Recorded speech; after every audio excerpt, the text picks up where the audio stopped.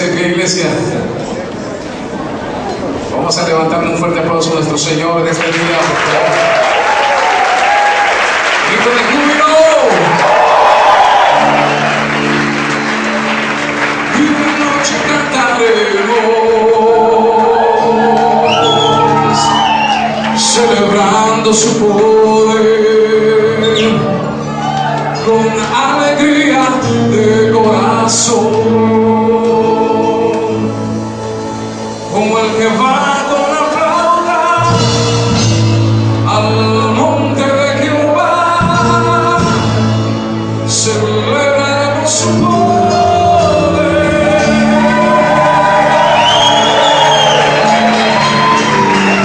Sí, Señor. Y los ojos de los ciegos se abrirán y ellos verán. Los oídos de los sordos oirán. El coco saltará, con el alma danzará, la lengua de los mudos cantará.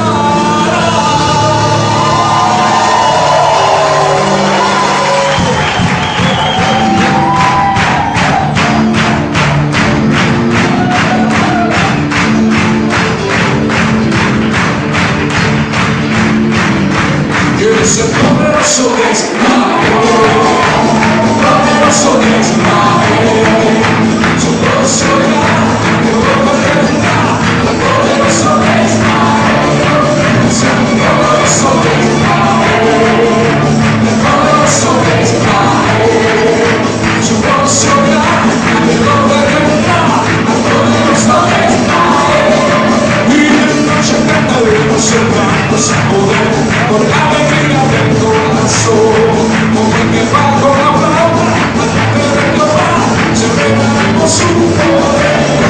Es el poderoso de Israel, el poderoso de Israel, su voz se oirá, Jehová vendrá, el poderoso de Israel, y los ojos de los cielos se abrirán y les verán, los oídos de los sordos oirán. El coco saltará, el alma danzará, la lengua de los mudos cantará, porque es el poderoso de Israel, el poderoso de Israel, su voz se oirá, el poder vendrá, el poderoso de Israel, porque es el poderoso de Israel, el poderoso de Israel, su voz se oirá, el poder vendrá, el poderoso de Israel.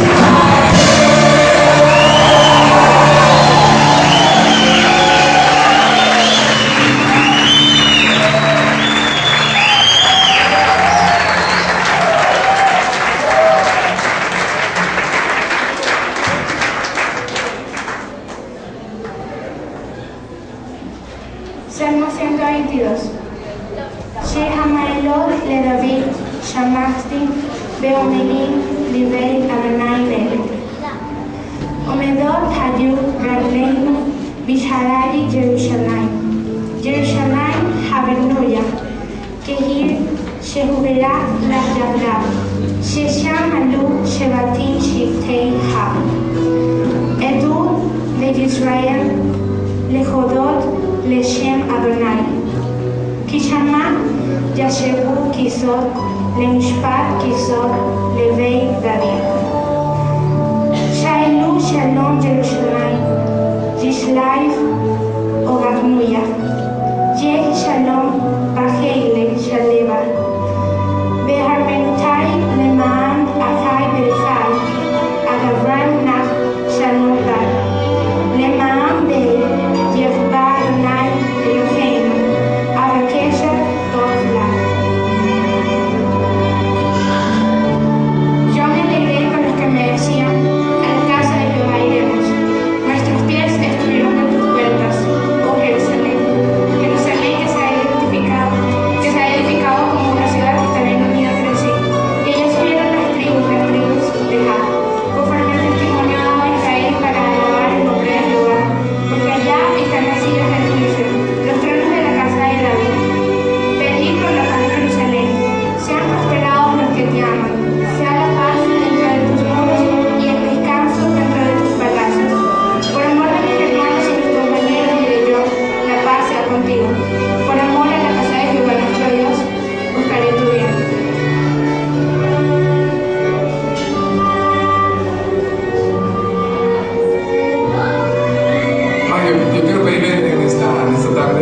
extiendan sus manos hacia la bandera aquí, está aquí, ¿verdad? La bandera, sí, extiendan las manos, sus manos hacia la bandera de Venezuela.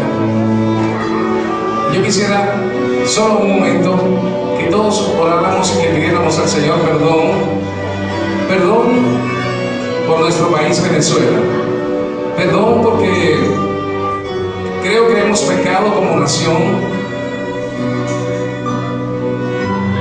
Venezuela en este momento creo que tiene sus relaciones bilaterales con Israel rotas. Y yo quisiera de verdad que usted pida al Señor perdónanos como nación, perdónanos Señor, perdónanos porque no hemos tenido esa amistad con Jerusalén, con Israel, y no hemos clamado por la paz en Jerusalén como debe ser. Perdónanos Señor, perdónanos. Perdónanos, Señor. Pídele perdón al Señor de todo su corazón. Ten misericordia de este país de Venezuela, Señor. Ten misericordia, Señor. Ten misericordia. En el nombre de Jesús.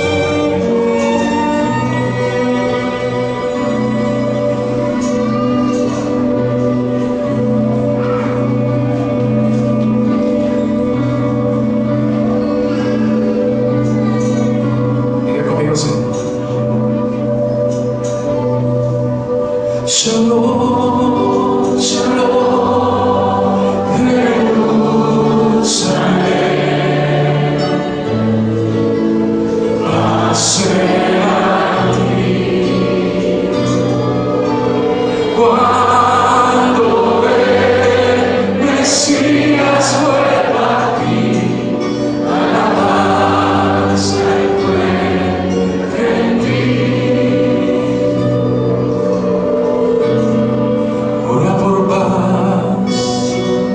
Jerusalén, ciudad de nuestro Dios, salvación fue derramada en ti, y la unción del Señor gritarás al Santo Dios cuando una vez más en tus calles haya gozo y paz. En Yeshua adora. Extienda su mano, Señor. Shalom, shalom, Jerusalén, paz sea a ti. Cuando el Mesías vuelva a ti, alabanza encuentre en ti. Escuchen. Israel, amado, mi hijo Efraín, qué emociones escuchan decir, el Mesías ya llegó. Mis hermanos, escúchenme y que me entre al corazón. Volvamos todos a adorar al Mesías, adorar. Shalom, shalom, Jerusalén.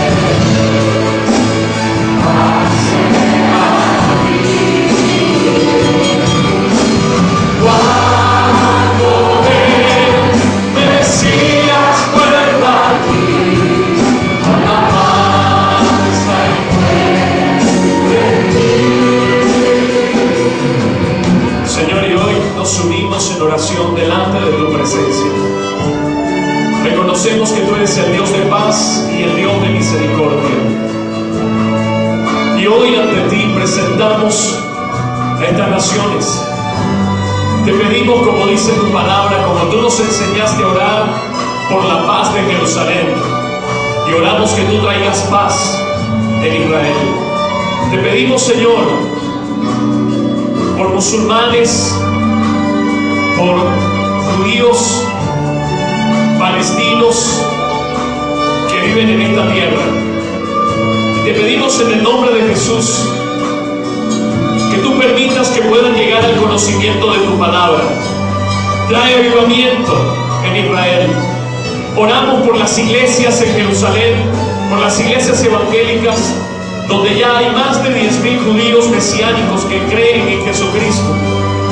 Y te pedimos, Señor, que les levantes el avivamiento poderoso para que tu palabra sea predicada como enseña cada aspecto de la profecía, cada palabra de la profecía sea cumplida. Creemos, Señor, que lo que tú has dicho en tu palabra se cumplirá y que en estos tiempos en que vemos tantas cosas ocurrir, tú harás una obra grande y especial. Asimismo, Señor, te pedimos por nuestra nación.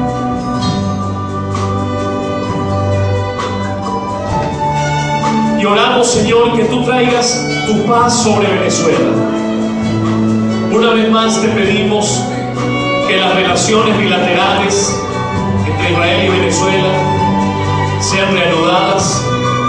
Te pedimos por este país, Señor, para que tú derrames avivamiento de una manera poderosa, para que la violencia que ha habido en esta nación pueda cesar y que en su lugar una paz extraordinaria pueda tocar los hogares de las familias venezolanas. Mira, Señor, cuántas familias han estado enlutadas por la delincuencia, porque han perdido un ser querido. Mira, Señor, cuántas familias están divididas por las diferencias políticas. Mira, Señor, cuántas personas se han apartado tras la santería, tras la brujería, tras el espiritismo. Y hoy te pedimos en el nombre de Jesús que la luz de tu palabra pueda tocar estos hogares, pueda tocar nuestras vidas y que tú puedas traer avivamiento, Señor, en el nombre de Jesús. Y dígale esto conmigo al Señor, dígale: Señor, aviva tu obra en medio de los tiempos, y en medio de los tiempos hazla conocer. En la ira, acuérdate de la misericordia. Dile: aviva tu obra en medio de los tiempos, y en medio de los tiempos hazla conocer. Y en la ira, acuérdate de la misericordia. Dígaselo una vez más: aviva tu obra en medio de los tiempos, y en medio de los tiempos hazla conocer. Y en la ira, acuérdate de tu misericordia. Dile: Señor, derrama tu paz sobre nuestras vidas, sobre nuestras naciones, en el nombre de Jesús. Aleluya. Shalom, shalom, Jerusalén. Paz a ti. Cuando Él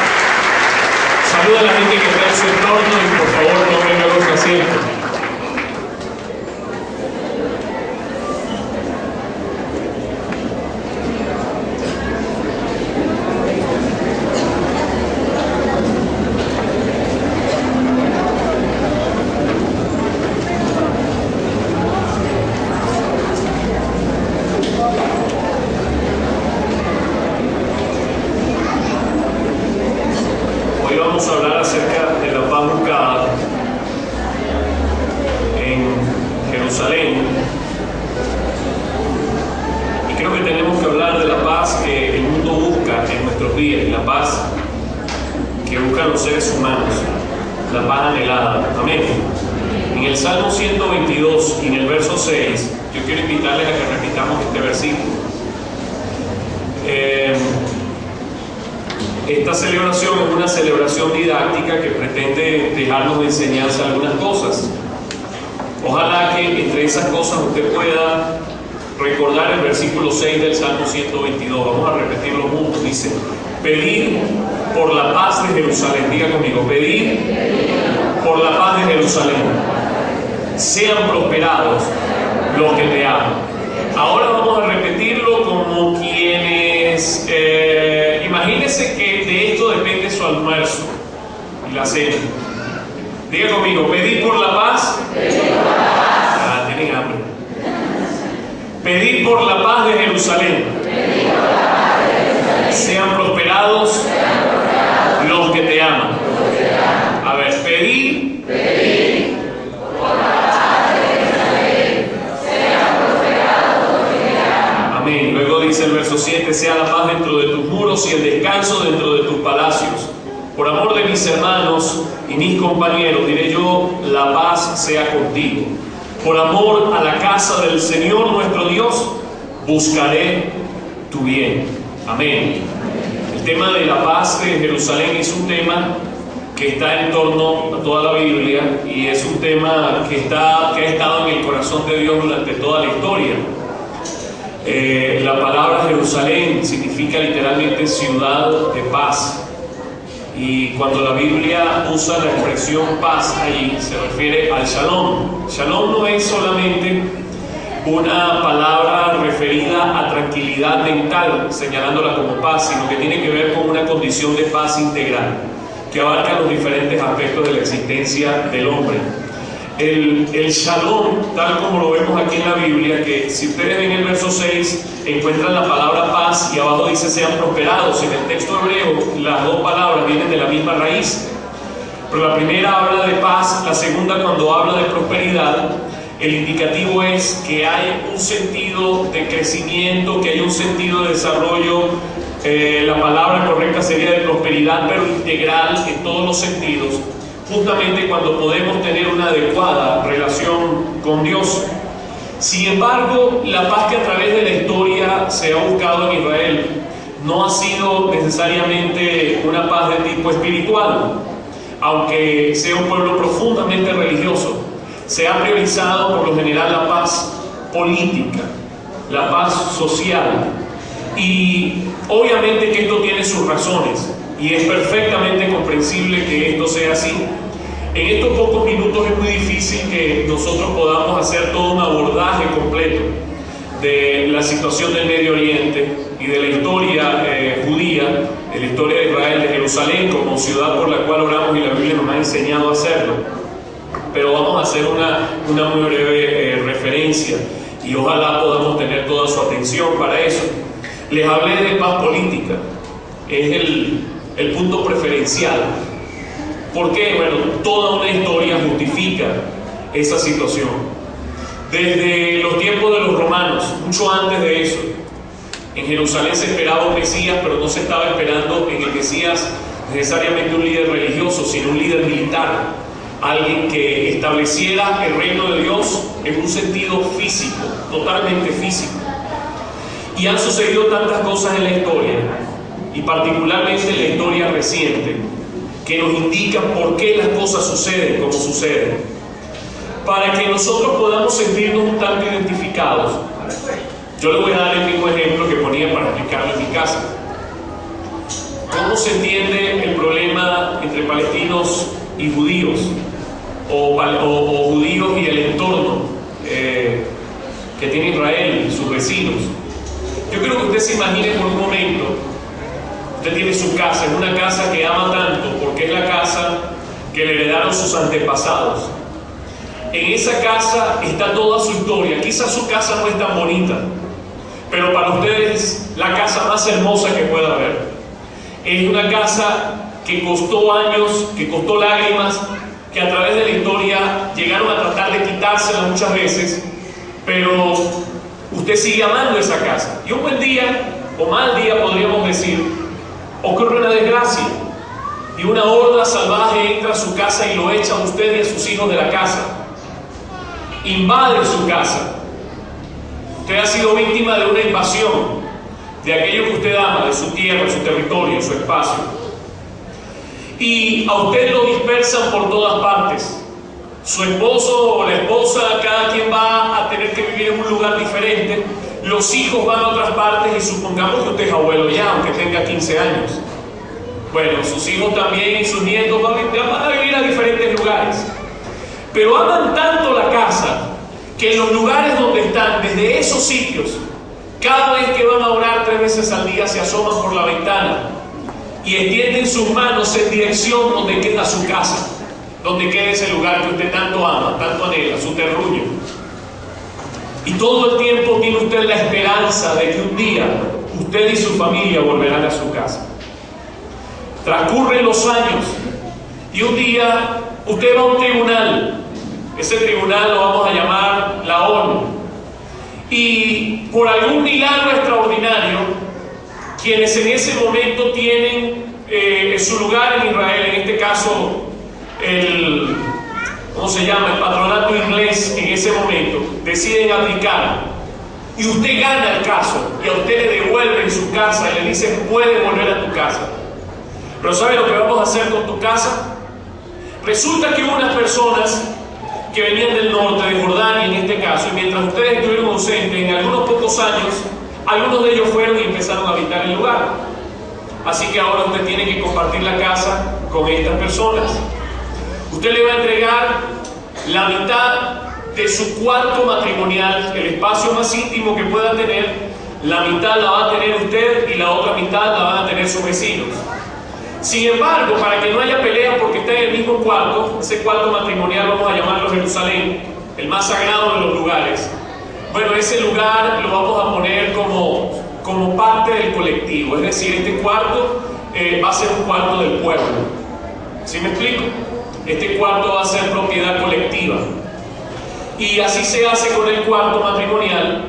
Se le entrega un cuarto a los vecinos, estos que enviaron a sus hijos hace algún tiempo, tienen también un cuarto aparte, tienen otro lado, y le dicen a usted que puede tener su capital, y su capital va a ser el baño de la casa, es Tel Aviv, esa es la capital.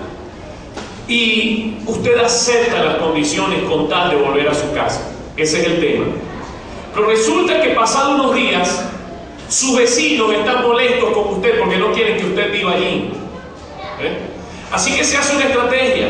Estos jordanos que están viviendo allí, ahora les vamos a dar una nueva nacionalidad. Y en ese momento surgió todo un milagro étnico, todo un milagro sociológico, un milagro extraordinario. Porque un pueblo que es un pueblo de personas dignas, porque lo son, como lo es todo ser humano. Este pueblo que no le aceptaba en ningún otro lugar, ahora menos le van a aceptar en ninguna parte, porque puede ser un instrumento de instigación el tenerlos allí. A este colectivo que no tiene historia en el lugar, que no tiene idioma desarrollado en el lugar, que nunca tuvo un antepasado viviendo en el lugar y que se pudiera comprobar su ascendencia histórica, a ese pueblo entonces se le inventa una nacionalidad y así surge la nacionalidad palestina. En el mismo momento en el que el año 48 se entrega a Israel el derecho a establecerse como nación, prácticamente en ese mismo momento entonces se crea prácticamente el gentilicio palestino, porque independientemente de que hubiera personas viviendo allí, se reconocían a sí mismos como jordanos antes de ese momento. Y dado el interés de los vecinos en el entorno, Arabia Saudita, podemos hablar de los sirios, podemos hablar del Líbano, de las naciones que están en el entorno, ninguno aceptaba recibir a los jordanos en su lugar. Pudieron haber hecho lo mismo que hicieron los judíos. Cuando, por ejemplo, los asentamientos de Cisjordania habían judíos en el lugar, y cuando tuvieron que entregar el territorio, sacaron los judíos a más de 8.000 familias del sitio, les dejaron los establecimientos para que construyeran ahí. Ellos pudieron haber dicho: mira, agarren ustedes 8.000 y hagan un rollo, hagan un desastre y todo lo demás, y peleen entonces para que tengan como una especie de territorio y luego los asimilamos. No hicieron eso, desocuparon ese territorio. Jordania no hizo lo mismo. Estos estados mantuvieron una instigación. Ya me estoy saliendo un poco de la alegoría para entrar en el tema histórico. Pero bueno, Resulta que sus vecinos se ponen de acuerdo y como no quieren que usted viva ahí, dicen, los vamos a matar. Y esa familia va a desaparecer. Bueno, acto seguido, usted llama a la policía para decirle, mira, a tal día, a tal hora nos vienen a matar. ¿Cómo podemos resolver el problema? Pero la policía le dice, mira, no podemos hacer nada porque en la entrada del callejón hacia donde ustedes viven, los vecinos de ustedes trancaron el callejón. Los egipcios habían cerrado el canal de Suez y entonces la ONU se lavó las manos y dijo, no podemos entrar allí, no podemos defenderlo. Los Estados Unidos se lavó las manos, Inglaterra se lavó las manos, todo el mundo se lavó las manos. Entonces Israel tuvo que optar por la defensa propia. Fue así cuando era inminente el ataque de 9 naciones árabes que iban a enfrentarse con Israel. Y ocurrió una cosa extraordinaria. La aviación israelí hizo un ataque sorpresa a la armada y a la aviación de sus enemigos, del Egipto de Nazar, por ejemplo, en su tiempo. Y lo que ocurrió, inclusive los ateos lo describen como una cosa milagrosa y extraordinaria. La aviación de Ben Gurión voló prácticamente a ras de suelo, yo no estoy diciendo centímetros, pero estoy diciendo una altura tal que no podía ser captada por los radares, y bombardearon toda la aviación enemiga. En un día acabaron con la aviación enemiga, y en un día pusieron en fuga inclusive ejércitos, como el caso de Arabia Saudita, que tenía cantidad de armas, un país petrolero, y lo echaron, hicieron una avanzada, y esta gente no se explica todavía qué fue lo que vio. Porque según los cronistas de lo que ocurrió en lo que fue la guerra de Yom Kippur, la guerra de los 6 días, quedaron impresionados porque la gente abandonó los tanques de guerra, abandonaron las armas en el lugar, y cuentan que algunos soldados dicen haber visto gente enorme que se iba a enfrentar a ellos, armas increíbles que avanzaban hacia ellos, y tales armas nunca existieron. Tales armas no estaban allí. ¿Será que vieron una visión del desierto o algo por el estilo? Creo que hasta el más agnóstico tendría que decir que los ángeles literalmente pelearon en favor de Israel en ese momento. Fue un acontecimiento extraordinario y que no se ha podido explicar cómo se logró. Como una nación pequeña derrota a sus 9 vecinos en un momento, en 6 días. Y no solamente eso, en la guerra de los 6 días recuperaron el cuarto, recuperaron la sala, recuperaron el otro cuarto y tomaron todo. Volvieron a ese lugar. Eso generó una serie de acontecimientos diplomáticos bien interesantes, desde los acuerdos de Oslo, inclusive otros. E Israel, como desde el principio aceptó esas condiciones, una vez más aceptó esto. Pero el problema con los enemigos era que, instigados, porque el verdadero enemigo en realidad estamos hablando de, en un momento Arabia Saudita, en otro momento Egipto, pero luego hicieron las paces, hubo acuerdos diplomáticos y todo lo demás, pero siempre quedó entonces el problema iraní. Irán viene a armar a las tropas terroristas de Hamas, una cosa espantosa, terrible, y era en realidad el enemigo detrás de toda la situación, detrás del telón. Dada toda esa situación histórica, Israel entonces luego entrega territorios nuevamente, territorios donde ya habían colonos judíos, y lo único que logró con eso no fue calmar las ansias terroristas y los ataques de Hamas, sino que lo que hizo fue tener los bombardeos más cerca. Después de haber entregado estos territorios, entonces continuaron los bombardeos durante 8 largos años, y durante 8 largos años se estuvieron lanzando bombas desde el lado palestino hacia Israel. No estamos hablando de un pueblo palestino, pero estamos hablando de lo terrible de ese grupo terrorista de Hamas. ¿Por qué terroristas? Bueno, como decía Golda Meir en su tiempo, es muy difícil que se acabe una guerra cuando estas personas llegan a odiar más a los israelíes de lo que aman a sus propios hijos. Sus propios hijos fueron usados como carne de cañón, como instrumento de guerra. Es una cuestión de costumbre, y ustedes pueden ver videos hasta el hartazgo de YouTube de cuáles son las maneras en que esta gente hace la guerra. Ellos sencillamente usan niños como escudos humanos. Estas personas no disparan desde espacios militares, ellos disparan desde sinagogas, lo hacen desde escuelas, lo hacen desde colegios, lo hacen desde hospitales inclusive. Los traslados de armas los hacen en ambulancia. Entonces las cosas que no nos dicen a nosotros en programas, por ejemplo como Dossier, cuando dicen fue bombardeada una ambulancia, nunca dicen que esas ambulancias están cargadas de armas. Nunca decían esas cosas. Cuando dicen murieron tantos civiles, Nunca dicen que los civiles fueron usados como escudos humanos. Que una persona, que un francotirador, cuando va a empezar a disparar desde su lugar, se asegura de tener un poco de gente a su alrededor que son civiles y empezar a disparar desde allí o tirar bombazos desde allí. No explican eso. En ningún momento uno escucha ese lado de la información que ayudaría a tener objetividad. No explican, por ejemplo, por qué si se llega a tomar un territorio desde el cual se está bombardeando 50 millas, 800 kilómetros, lanzar cohetes de factura rusa y de factura iraní, a 80 kilómetros, 50 millas, 80 kilómetros. Se empiezan a hacer estos bombardeos y estamos hablando de 80 kilómetros de Tel Aviv, de la capital política de Israel. Entonces, empezaron a darse advertencia, a decirle que se iba a recuperar el territorio. Les hago un dato histórico. Perdónenme que los enrede algunos con tanta cosa histórica, pero durante la Segunda Guerra Mundial, cuando los alemanes atacaron Inglaterra, atacaron zona inglesa, la respuesta de los ingleses fue un bombardeo indiscriminado contra Alemania en el momento en que los aliados entraron, y de esa manera se defendieron, no hubo advertencias ni nada. En este caso, este es el único hecho histórico donde hubo panfletos para la población palestina diciéndoles que se retiraran de los territorios específicos que se iban a bombardear. Se enviaron panfletos, se enviaron señales, mensajes a celulares vía señal de satélite a celulares en toda la región, a todos ellos hablándoles del momento que tenían que salir, que tenían que retirarse porque iban a bombardear ciertos lugares que estaban en posesión del grupo terrorista de Hamas. Todo eso se hizo. Fueron varios días de advertencias, se hicieron advertencias televisivas, cadenas de radio y televisión para avisar de lo que se iba a hacer. Nunca un bombardeo en un espacio donde se está atacando a una capital o a otro, nunca había sido tan advertido como ese. Sin embargo, ¿qué hicieron los terroristas de Hamas? Usaron familias como escudos humanos y los metieron en aquellos lugares. Trasladaron sus armas a los lugares que ya les hemos dicho, hospitales, colegios, entre otros sitios. Toda esa era la realidad, era la situación. ¿Qué pasó después? Durante 8 años, la ONU no dijo nada. Nunca dijeron nada, nunca condenaron a Hamas. Pero cuando Israel se defendió, entonces hubo toda una condena internacional.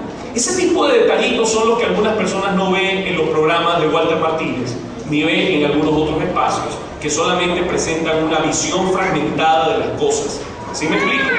Ese es el tipo de situación que gobiernos que se han rasgado las vestiduras y vienen a romper relaciones porque un Estado se defiende a sí mismo, es el tipo de situación que no les presenta. Es el mismo tipo de situación cuando alguien vulgarmente maldice, literalmente, en cadena de radio y televisión, a toda una nación entera, porque no comprende una situación que está sucediendo en un territorio, porque sencillamente los fanatismos ideológicos llegan al extremo de que ni siquiera, por ejemplo, las naciones árabes y los vecinos rompieron relaciones con Israel y van a venir alguna nación latinoamericana a romper relaciones con Israel. Es una cosa insólita, una cosa que no tiene explicación. Por otra parte, les repito, tomaron el espacio. La zona incluía los accesos a espacios marítimos. ¿Qué sucedió? Llegaron a escuchar ustedes acerca de aquella llamada flotilla de la libertad. Yo la llamaría flotilla de la provocación. Bueno, esa era la costumbre. En el caso, por ejemplo, del Líbano y otras naciones, de mandar armas a través de supuestos transportes humanitarios.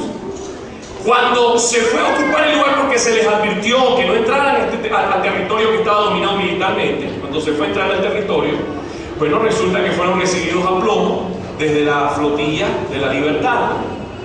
Si una persona va a abordar un lugar porque tiene que hacer inspección de armas y es recibido a plomo, ¿ustedes creen que van a responder con flores desde un helicóptero militar? No se responde con flores. Lamentablemente, los procedimientos militares generan como consecuencia procedimientos militares.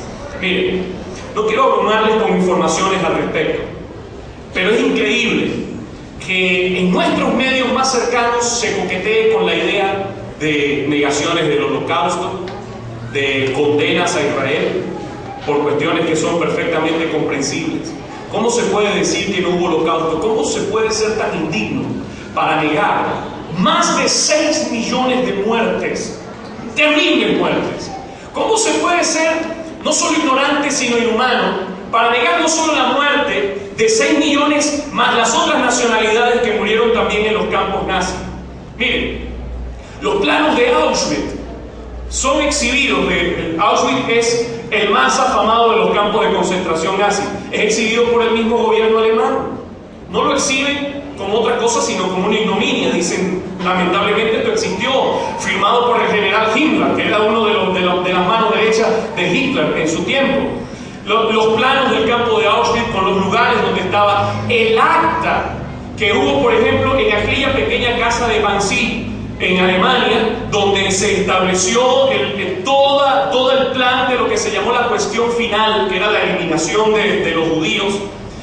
Las fotografías de Eisenhower, el general norteamericano que entró, todo el registro fotográfico de Eisenhower, pero dice, no, esta es cosa de gringo. Pero bueno, los rusos tienen fotografías similares, porque los rusos también entraron a Alemania en el momento de la toma de Berlín y de todas estas cosas. Son tantas las situaciones que pensar en negar todo lo que ocurrió allí, en negar las muertes, en negar tantas cosas, es sencillamente un trágico acto, no solo de ignorancia, sino de falta de humanidad. La memoria de personas que llegaron a morir, obviamente, reclama el recuerdo, es una cosa importante. Por otra parte, quienes así actúan se hacen amigos de gobiernos que financian el terror, que financian la matanza de niños. Gobiernos, por ejemplo, como el gobierno iraní, que en algún momento no solamente han matado cristianos o judíos, inclusive hasta musulmanes. Un gobierno que a plena luz del día se roba una elección y que luego llena de sangre las calles de Teherán con la gente que protesta. A esos gobiernos no se les pueden rendir honores. Es una vergüenza. Yo como venezolano, por ejemplo, o como latinoamericano, si uno lo fuera a tomar así, yo diría, es una vergüenza el dar aplausos a este tipo de regímenes asesinos, a ese tipo de regímenes terribles. Como evangélico, yo considero una inmoralidad bendecir a un régimen que en este mismo momento, a esta misma hora, tiene un pastor preso condenado a muerte. El caso del pastor Youssef Nadarkhani es un hombre que sencillamente lo toma el régimen preso, y el único delito del que se le puede acusar es el delito de ser cristiano y de tratar de convertir a otros a su propia fe. Así que entonces, para salvarse del asunto, le mandan a negar su fe. Casi que un tema parecido al de la bestia del Apocalipsis. Una cosa increíble, una cosa impresionante. Ahora bien, como ha habido presiones por parte de la comunidad internacional, como han habido presiones también cuando este gobierno ha metido en la horca a personas por ser homosexuales. Yo no estoy de acuerdo con la homosexualidad, pero tampoco estoy de acuerdo con que maten a la gente por eso. Han llevado a la horca a mujeres, inclusive, por el sencillo hecho de protestar en algún momento contra el gobierno, de tratar de hablar de su propia dignidad como mujer, porque consideran que las mujeres son una cosa como subhumana, una cosa quizás dentro de sus conceptos evolucionistas un poquito más evolucionado que el mono. Esa es la manera en que tienen de pensar, esas maneras terribles de considerar. Y esa gente tiene en estos momentos un pastor preso. Ore por él, ore por ese hermano para ver si se hace justicia al respecto. Como no pudieron, como sonaba tan terrible condenarlo por el solo hecho religioso, ahora entonces el mismo tribunal, por increíble que parezca, le inventa cargos nuevos. Son cosas increíbles. Ante esas situaciones, la Alianza Mundial Evangélica le hace a la ONU las siguientes preguntas, especialmente a su secretario general, el señor Moon. Este es una persona que se ha congraciado con estos regímenes. ¿Y sabe por qué? Pues estos son temas de petróleo. ¿Cómo le van a llevar la contraria a quienes tienen petróleo en su momento, y especialmente a quienes tienen armas nucleares? ¿Ve? ¿Cómo condenar al que tiene armas nucleares y al que les vende el uranio para que hagan las armas nucleares? ¿Algún país bien cercano a este donde nosotros vivimos, o un suelo muy cercano al que usted vive, se saca el uranio con que los iraníes fabrican sus armas y fabrican sus cosas, sus supuestos proyectos pacifistas? Y la pregunta que se le hace a la ONU de parte de la Alianza Mundial Evangélica: ¿van a tomar medidas contra los dictadores que se robaron una elección a plena luz del día y balearon a manifestantes iraníes que murieron en las calles asfixiados en su propia sangre? ¿Combatirá la comunidad internacional a los patrocinadores más perniciosos del mundo, a los profesionales del terrorismo o a las víctimas de este? ¿Impedirá la comunidad internacional que el régimen terrorista de Irán desarrolle armas atómicas, poniendo en peligro la paz del mundo entero? son preguntas que reclaman una respuesta de quienes nunca han estado dispuestos a responder. Sin embargo, cuando vamos a la Biblia, lo que uno ve es que alrededor de la palabra de Dios nunca se ha mirado como inteligente tomar acciones contra estos pueblos. Dice la Biblia, por ejemplo, en Isaías 54:17, ninguna arma forjada contra ti prosperará y condenarás todo lo que se levante contra ti en juicio. Esta es la herencia de los siervos del Señor. Luego dice Zacarías 12:2, he aquí yo pongo en Jerusalén por copa que hará temblar a todos los pueblos de alrededor contra Judá en el sitio contra Jerusalén. En aquel día yo pondré a Jerusalén por piedra pesada y a todos los pueblos. Todo el que se la cargare será despedazado. Bien que todas las naciones de la tierra se juntarán contra ella. Y todo ese tipo de profecía tiene su lugar en tiempos como estos. Acerca de la bendición de este pueblo dice, multiplicaré tu descendencia. Dice, te entregaré esta tierra. En Amós habla de traerlos del cautiverio, profecía ya cumplida en el 48. Y en 12:12 de Génesis dice, bendeciré a los que te bendigan y maldeciré a los que te maldigan. Así pasó, por ejemplo, con aquel Herodes. Herodes, yo dije grande en una celebración pasada, pero estoy hablando de Antipas en realidad, quien al maldecir a Israel, poco tiempo después muere comido por los gusanos. Son los destinos lamentables de quienes pasan a la historia apoyando situaciones que no deben. Ahora bien, podemos hablar de esto durante horas, pero por algo esta gente quiere paz social y política. Pero más importante que la paz política o social es esto de lo que habló el Señor. Y quiero que me pongan toda su atención a esto que les voy a leer. En Lucas capítulo 19 y en el verso 41, dice la palabra del Señor que Jesús llegó cerca de la ciudad de Jerusalén. Y al verla desde la altura dice que lloró sobre ella, diciendo, oh, si también tú conocieses, a lo menos en este tu día, lo que es para tu paz. Mas ahora está encubierto de tus ojos, porque vendrán días sobre ti, cuando tus enemigos te rodearán con vallado y te sitiarán y por todas partes te estrecharán. Esto se cumplió en el año 70 después de Cristo, cuando Tito, el emperador Tito, prácticamente desmontó Jerusalén. Dice, te derribarán a tierra tus hijos dentro de ti y no dejarán en ti piedra sobre piedra, por cuanto no conociste el tiempo de tu visitación. ¿Cuál fue el pecado de esta gente? El pecado de no conocer su día. El pecado de no conocer el día de su visitación. El pecado de no entender quién era el Mesías, de no reconocer la identidad del Mesías. Y todo eso trajo toda una cantidad de desgracias históricas sobre Israel. Pero le voy a decir algo. Nos hermana a todos los seres humanos. Si estamos apartados de Dios, nos hermanaría el hecho de no conocer el día de la visitación o quién significa Cristo en nuestra vida. ¿Sabe una cosa? No importa que alguien pueda tener paz social, paz política, o paz económica, o paz psicológica.